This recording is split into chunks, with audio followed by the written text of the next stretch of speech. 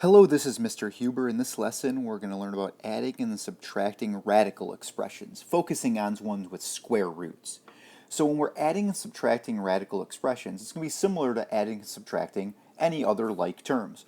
Recall, like terms have the same variable to the same power. These are like terms because x to the first, same variable to the same power, so we can add those by adding and subtracting the coefficients and getting 8x.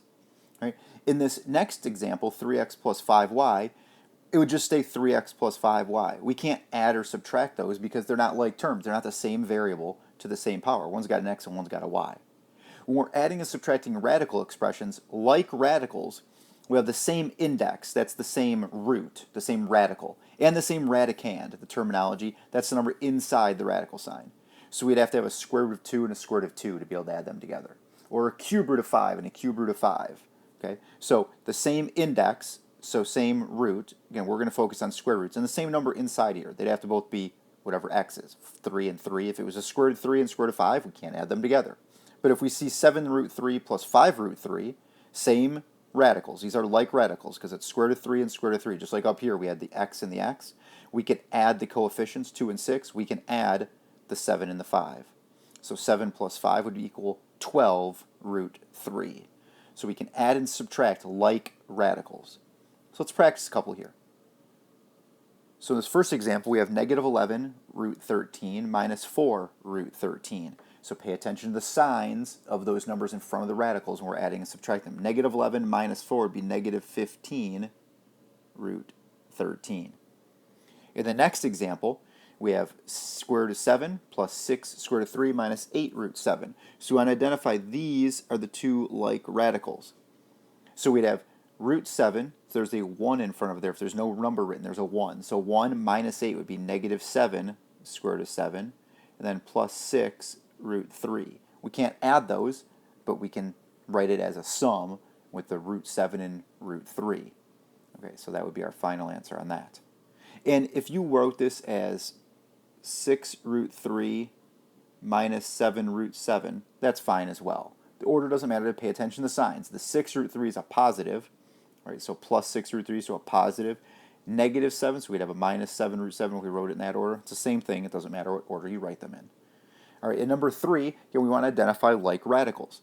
So we've got a couple of them here. So we've got the one with the root 5 and root 5. And then we're going to have the root 2 and root 2.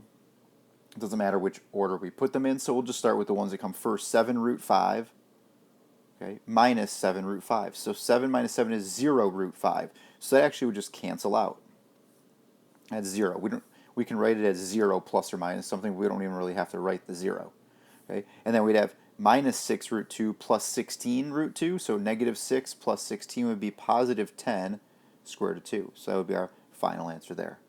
So again, like radicals have the same index, so the same root, whether it's a square root, cube root, whatever it might be, and the same number inside that radical sign, called the radicand.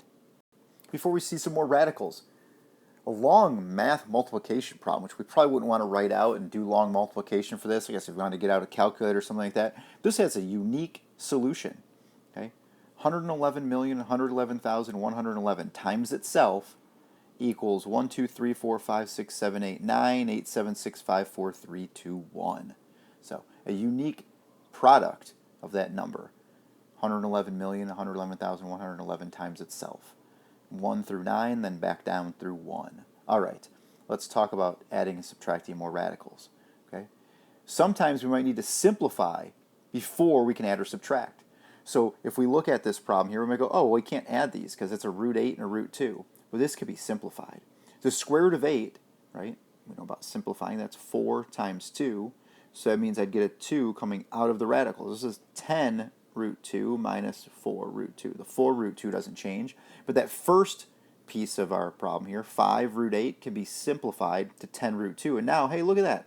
We've got like radicals. So I can subtract those. So 10 minus 4 would be 6 square root of 2. In this next example, we want to look through and simplify and then see if there's anything we can add or subtract afterwards. So square root of 54 would be the square root of 9 times 6.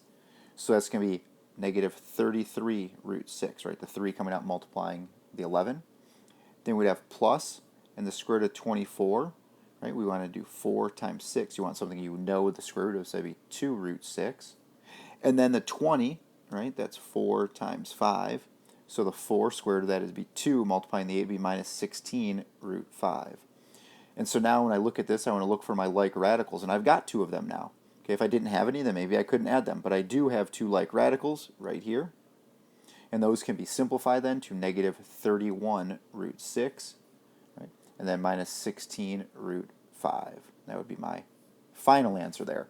So I simplified, and then I combine with addition or subtraction any of the like radicals. Let's try a couple more. And you should be working on these. Simplify them, see how you do after you watch the answer that I'm going to do, and see if you got it right. Okay, so hopefully you've tried these out. So we got some radicals to simplify, and some of them easier than others. So the 180, right, you could turn that into 9 times 20, possibly, right?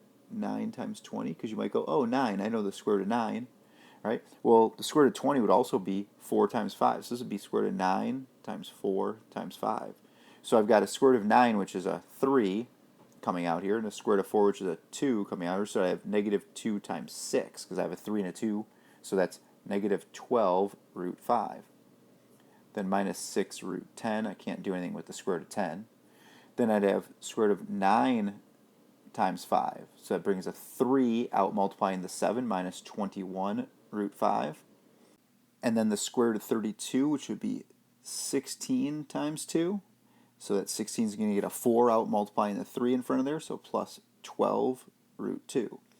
And so now I need to look through and find any like radicals. I've got 2 of them. These both have root 5, so I'd have negative 12 minus 21 would be negative 33 square root of 5, then minus 6 root 10 plus 12 root 2. And that would be simplified as much as possible. All right, let's try the last one here, number 7. So I'd have 6 root 300. Remember, 300 seems like, oh, that's going to be tricky, but it's 100 times 3. 100 is a number we know the square root of, so that's going to be 60 root 3. Then 98, okay, that's 49 times 2. So that's going to be a 7 out, minus 42 root 2. The 72 is 36 times 2, so that'd be plus 6 root 2. There's no number in front of that radical. The 6 coming out multiplying just the 1 that would be there.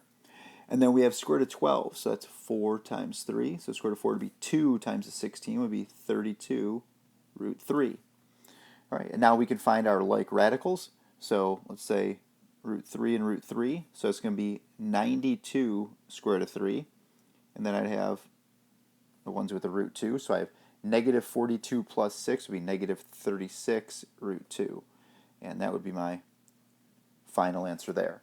So again, simplify and then look for like radicals, which means they have the same root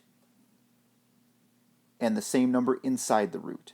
So both square roots, right, like square root of 2 and square root of 2, they both have to have the same radical to be able to add or subtract the numbers in front of there. Remember how to simplify as well, looking for those perfect square factors to then be able to find if you have like radicals to add and subtract.